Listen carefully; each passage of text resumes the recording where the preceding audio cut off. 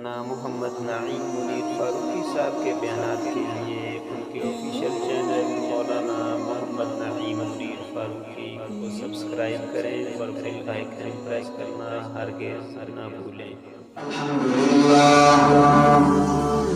الحمدللہ الذی ارسل رسولہ بالہدی ودین الحق ليظهره على الدين كله وكفى بالله شهيدا والصلاة والسلام على سيد الرسل وخاتم الأنبياء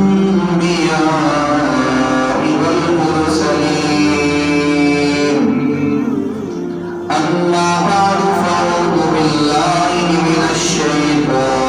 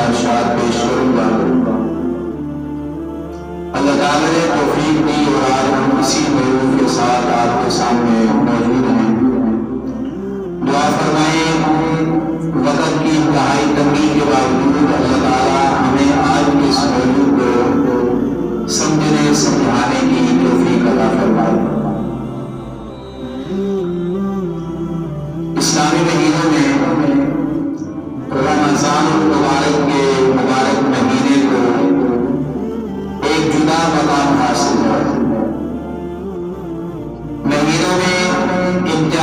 حیثیت کا مالک ہے رمضان المبارک کا مبارک مہینہ۔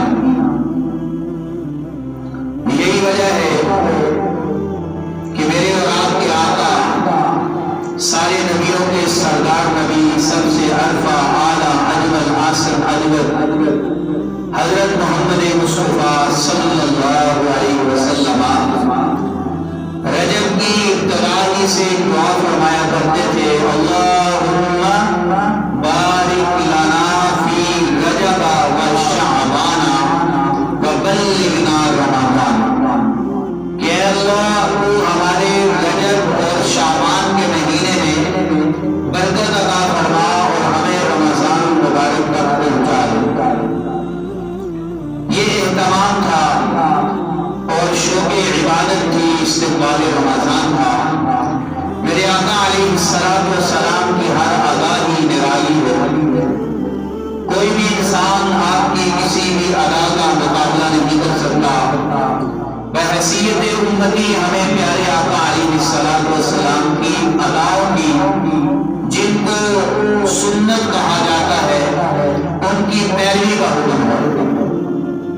ہم نے دیکھنا یہ ہے کہ ہمارے محبوب اللہ جل جلالہ کے محبوب، ساری کائنات کے محبوب صلی اللہ علیہ وسلم نے رمضان المبارک کا استقبال کیسے کیا، اور یہی وجہ ہے کہ آپ نے رمضان سے قبل ارشاد فرمایا وہ آ رہا ہے۔ صحابہ حیران کون آ رہا ہے؟ آپ نے فرمایا وہ آ رہا ہے۔ کون آ رہا ہے؟ ایک ایسا مہینہ جو صبر کا مہینہ ہے، جس کی نفل عبادت کا ثواب فرض کے برابر اور ایک فرض کا ثواب 70 فرائض کے ثواب کے برابر، اور اس کا دن کا عمل روزہ ہے اور رات کا عمل قیام اللیل تراویح ہے۔ اور اس طرح آپ علیہ السلام نے اپنے جانثاروں وفاداروں حضرات صحابہ اکرام رضوان اللہ تعالی علیہم اجمعین کے ذہنوں کے اندر اور دل و دماغ کے اندر رمضان کی اہمیت کو پیدا کرنے کے لیے یہ ارشادات فرمائے، جس سے یہ واضح ہوتا ہے کہ آپ علیہ السلام نے کس شاندار انداز سے رمضان المبارک کا استقبال فرمایا۔ اور رمضان کا استقبال وہی انسان کر سکتا ہے جس کے دل میں عبادت کا شوق ہو۔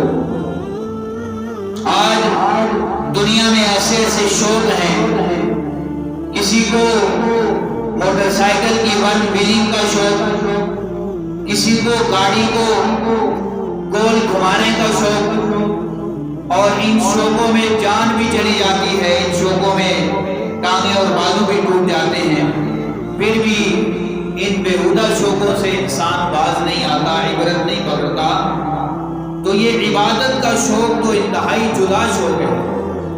اللہ تعالیٰ نے اس شوق کے اندر جو لذت رکھی ہے، اگر کوئی مسلمان مرد عورت بوڑھا بچہ جوان اگر اس شوق کو اور اس کی لذت کو پا لے تو یقیناً اس کے اندر نوافل کا شوق، فرائض کا شوق، سنتیں ادا کرنے کا شوق، اور اس کے ساتھ ساتھ تلاوت قرآن پاک کا شوق، روزہ رکھنے کا شوق، تراویح میں قرآن سنانے کا شوق، اور اس کے ساتھ ساتھ ذکر اللہ کا شوق، کثرت سے درود پاک کا شوق، اور دیگر بہت سارے نیک و اعمال جو پیارے آقا علیہ السلام نے امت کو تحفے میں عطا کیے ہیں، ان سارے کے سارے اعمال کو اختیار کرنے کا شوق، یہ وہ عظیم الشان شوق ہے کہ جب کسی انسان کو، کسی مسلمان کو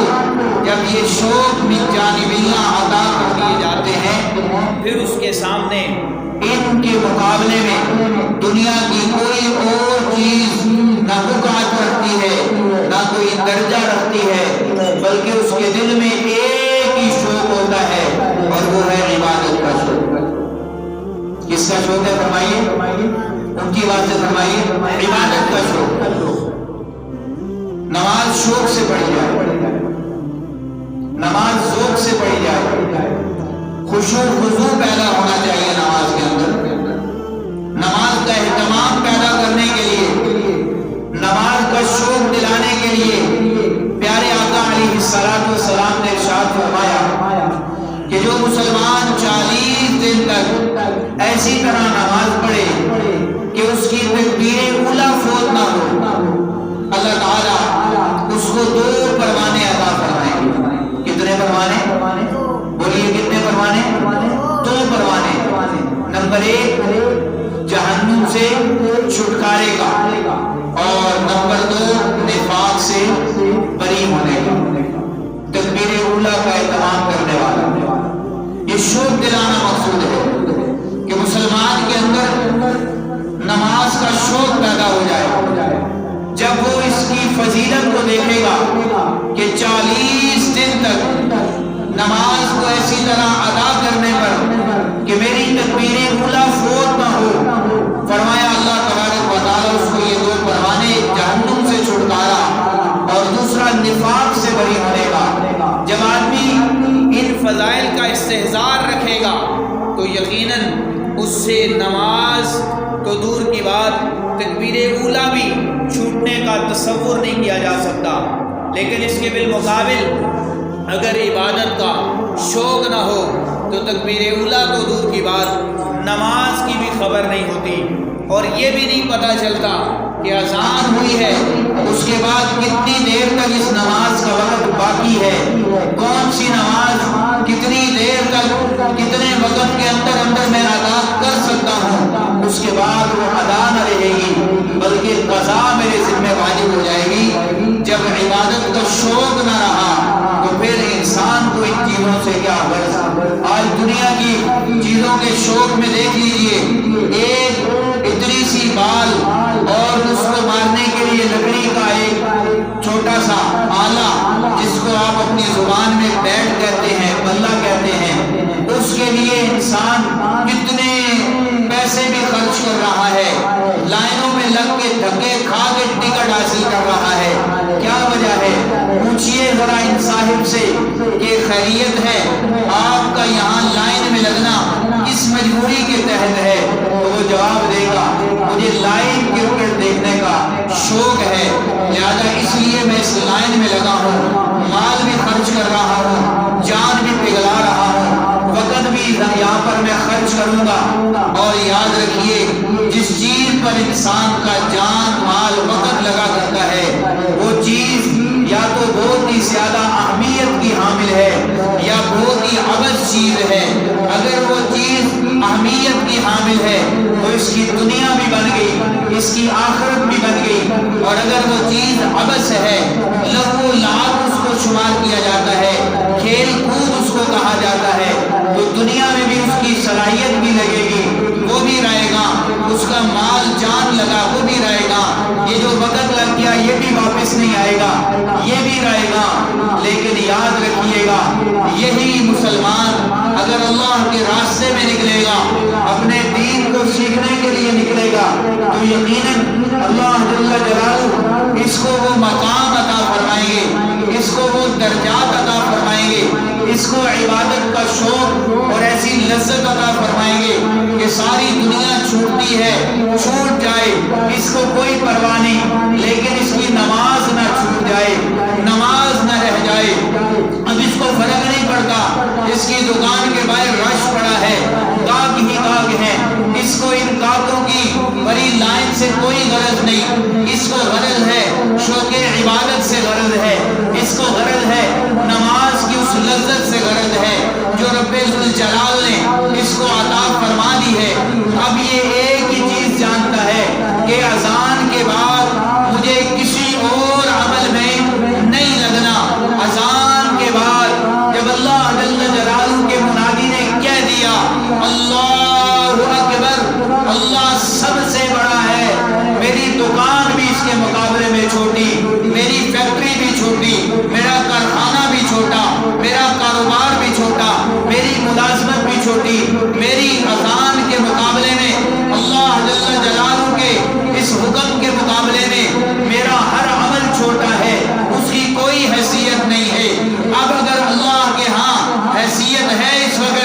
نماز کی ہے، اس عبادت کی ہے جس کا شوق رب ذوالجلال نے اگر میرے دل میں ڈال دیا ہے، کائنات میں اس سے بڑا کوئی شوق نہیں ہے۔ اور اگر میں خدا نہ خواستہ اللہ نہ کرے مسلمان ہونے کے باوجود کرکٹ کے شوق میں پھنس گیا، میرا شوق عبادت کی بجائے کرکٹ میں جا پھنسا، میرا شوق عبادت کی بجائے ہاکی میں جا پھنسا، میرا شوق عبادت کی بجائے فٹ بال میں جا پھنسا، میرا شوق عبادت کی بجائے دنیا کی کسی اور کھیل کود میں لہو لعب میں جا پھنسا، تو یقین جانیے مجھ سے بڑا کائنات میں ناکام کوئی نہیں۔ وجہ کیا ہے؟ عبادت کا جب حکم آ گیا، اللہ جل جلالہ کا جب حکم آ گیا، فاسعوا الی ذکر اللہ یا ایھا الذین آمنوا اذا نودی للصلاۃ من یوم الجمعہ فاسعوا الی ذکر اللہ، فاسعوا الی ذکر اللہ۔ اے ایمان والو، اے ایمان والو، جب نماز جمعہ کی اذان کی آواز سن لو، تمہیں اذان سنائی دے دے، اذان جب کہہ دی جائے اب تمہارے لیے لازم ہو جاتا ہے، فرض ہو جاتا ہے، سعی الی الجمعہ، جمعے کے لیے کوشش کرنا تمہارے اوپر اس وقت سب سے پہلے درجے پہ آ جاتا ہے۔ اس کے مقابلے میں تمہاری ہر مصروفیت دوسرے نمبر پر آ جاتی ہے۔ اور پھر جب تم نے نماز ادا کر لی، فَإِذَا قُضِيَتِ الصَّلَاةُ فَانتَشِرُوا فِي الْأَرْضِ وَابْتَغُوا مِنْ فَضْلِ اللَّهِ۔ کتنا خوبصورت انداز ہے میرے وحدہ لا شریک جل جلالہ رب کا، جو ہم سب کا خالق بھی ہے، مالک بھی ہے، رازق بھی ہے۔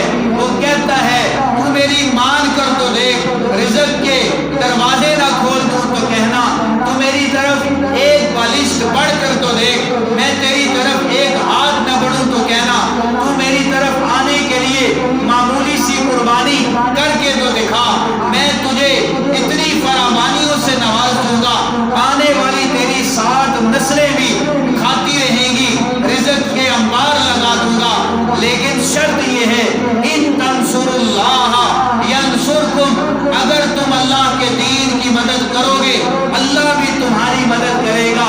اذان کے بعد قربانی مانگتا ہے دین، دین قربانی مانگتا ہے۔ اذان کے بعد سارے کاموں کو چھوڑنا یہ قربانی ہے۔ جس طرح ابھی آپ حضرات مسجد میں تشریف فرما ہے، کوئی کس مصروفیت سے نکل کر آیا، کوئی کس مصروفیت سے نکل کر آیا، یہ تھوڑا سا وقت لے کر آئے کہ اللہ کے دربار میں حاضر ہوں گے، اجتماعی طور پر نماز جمعہ ادا کریں گے، نماز جمعہ کے بعد اجتماعی دعا حاصل ہوگی، اور آمین اگر ہماری آمین فرشتوں کی آمین کے ساتھ مل گئی تو اللہ اکبر، قبولیت کے کیا کہنے، جو ہم اللہ سے مانگیں گے اللہ اس کو قبول کریں گے۔ لیکن شرط یہ ہے اپنے شوق کو بڑھانا ہوگا۔ میں نماز شوق سے پڑھنے جا رہا ہوں۔ آج جس طرح بچے شوق سے کرکٹ کھیلنے جا رہے ہوتے ہیں، شوق سے دیگر کھیل کے اندر لگ رہے ہوتے ہیں، حتیٰ کہ موبائل کا شوق کس قدر خطرناک شوق ہے، لیکن ماں باپ بھی مطمئن ہیں اور اولاد بھی مطمئن ہے، باوجود ہے کہ یہ کتنا خطرناک شوق ہے۔ اس شوق کے اندر ہلاکت ہی ہلاکت نظر آ رہی ہے، دنیا کی بھی آخرت کی بھی، لیکن کسی کو اس طرف توجہ نہیں ہے۔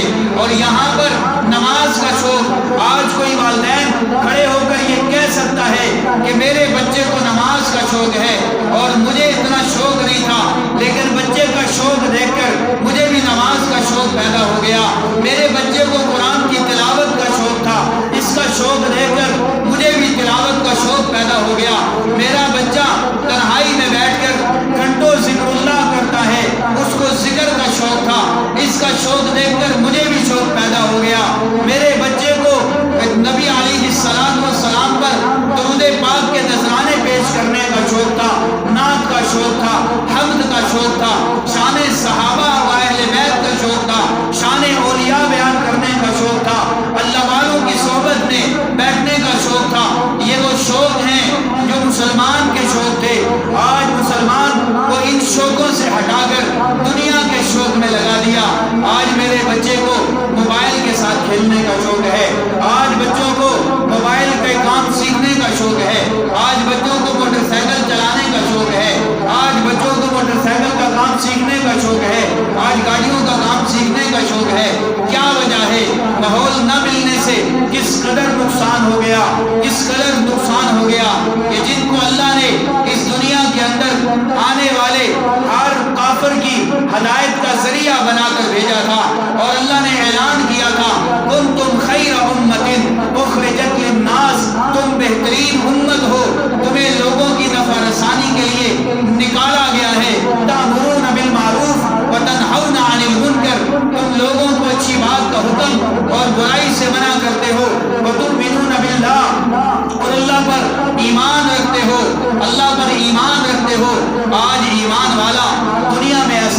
गया, उसको ईमान का ही पता नहीं।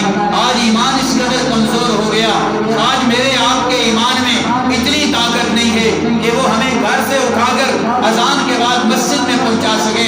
माफ कीजिएगा, मेरी बात का माइंड ना कीजिएगा, मैं किस तरह भरोसा करके बैठ जाऊं इस मामूली से ईमान के उस जर्रे पर कि ये मुझे कल उठाकर जो है ना मरने के बाद सीधा जन्नत में लेके जाएगा।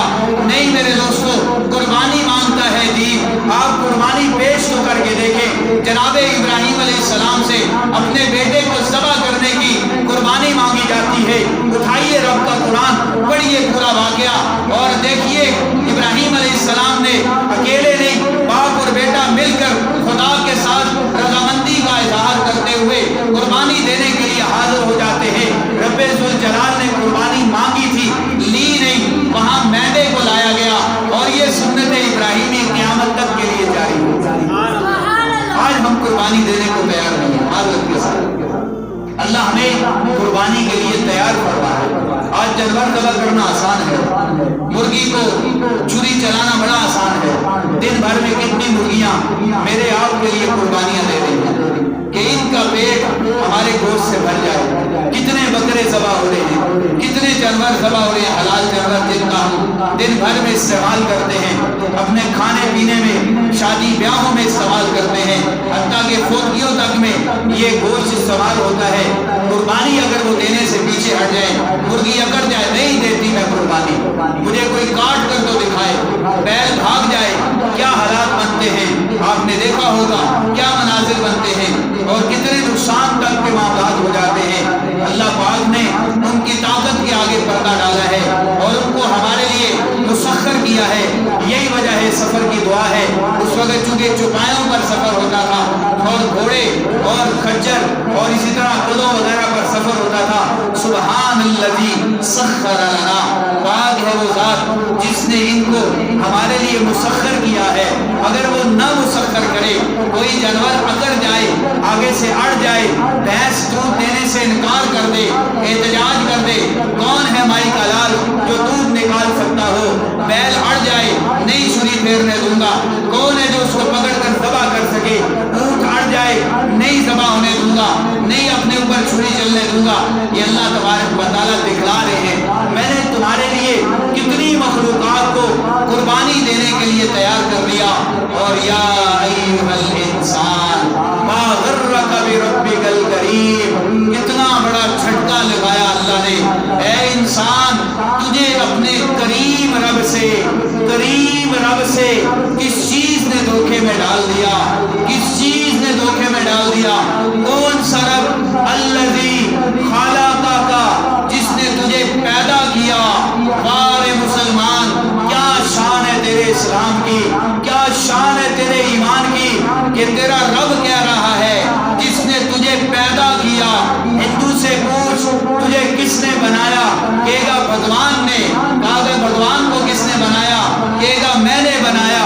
वो जो अपने रब को खुद अपने हाथ से बनाकर उसके सामने राम राम करता है, उसके सामने अपनी इल्तिजाएं पेश करता है, जो ना नफे का मालिक है ना नुकसान का मालिक है, क्या कहने हमारे रब के, कैसा वो वहदहू ला शरीक है, जल्ला जलालू है। उसकी रहमतें देखो, अल्लाह फरमाता है रहमत हक बहाना में जोए, बहार नमे जोए। अल्लाह की रहमत माफ करने का बहाना ढूंढती है, उसके यहाँ भाव नहीं चलते। माफ करने पर आए, माफ करने पर आए। जब न आदम लौ बलगत दुनूबुका इलान अस्समा, इब्ने आदम इतनी नेमतें तुझे मैंने अता की, इतनी नेमतें मैंने तुझे अता की, बावजूद ये कि तू इन नेमतों का शुक्र अदा करता,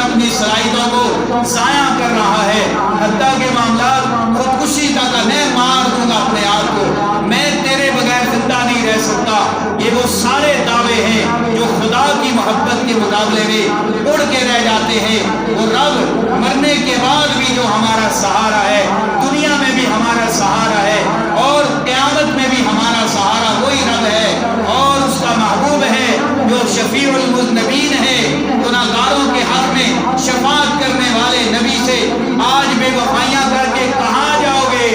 رب سے بے وفائیاں کر کے کہاں جاؤ گے؟ یا معشر الجن والانس ان استطعتم ان تنفذوا من اقطار السماوات والارض فانفذوا، اے جن و انس اگر تم میں اتنی طاقت ہے زمین و آسمان سے باہر جا سکو تو جا کر دکھاؤ، جاؤ گے کہاں پر؟ خدا سے بے وفائی کر کے کدھر جائے گا؟ مصطفیٰ سے بے وفائی کر کے کدھر جائے گا؟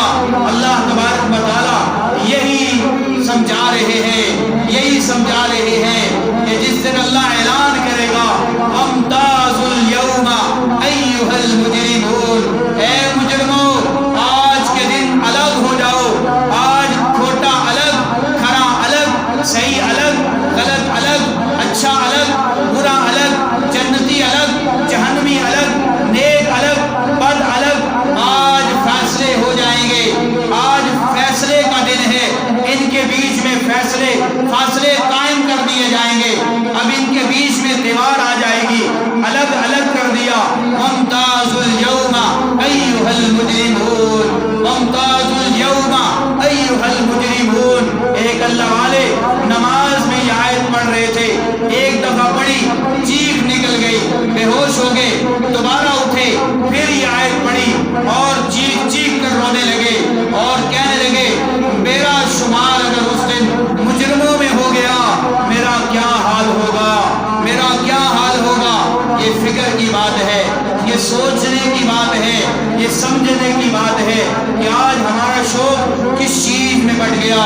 رمضان آ رہا ہے، بخشش کا سامان لا رہا ہے، رمضان آ رہا ہے، میری اور آپ کی بخشش کروانے کے لیے آ رہا ہے، لیکن ہم بھی تو تیار ہوں کہ ہم نے بخشش کروانی ہے۔ کوئی شناختی کارڈ بنوانے کے لیے تیار ہی نہ ہو، اس کو کوئی اٹھا کر تو نہیں لے جا سکتا، کوئی پاسپورٹ بنوانے کے لیے تیار ہی نہ ہو، اس کو کوئی زبردستی پاسپورٹ نہیں بنوا سکتا، اس کا بھی شوق ہونا چاہیے، اس کے اندر بھی طلب اور طلب ہو۔ شوق عبادت اسی چیز کا نام ہے۔ ہم ابھی سے فکر مند ہو جائیں اور نیت کریں آنے والے رمضان میں انشاءاللہ بخیر و عافیت، صحت و تندرستی کے ساتھ سارے روزے رکھیں گے انشاءاللہ، ہاتھ کھڑے کر کے ارادہ کریں انشاءاللہ، ساری تراویح پڑھیں گے انشاءاللہ، تراویح میں سستی نہیں آئے گی، اول تا آخر 20 تراویح انشاءاللہ پورے رمضان پابندی سے پڑھیں گے، سحری بھی اللہ کھلائے گا، مہمان نوازیاں ہوں گی افطاریوں میں بھی۔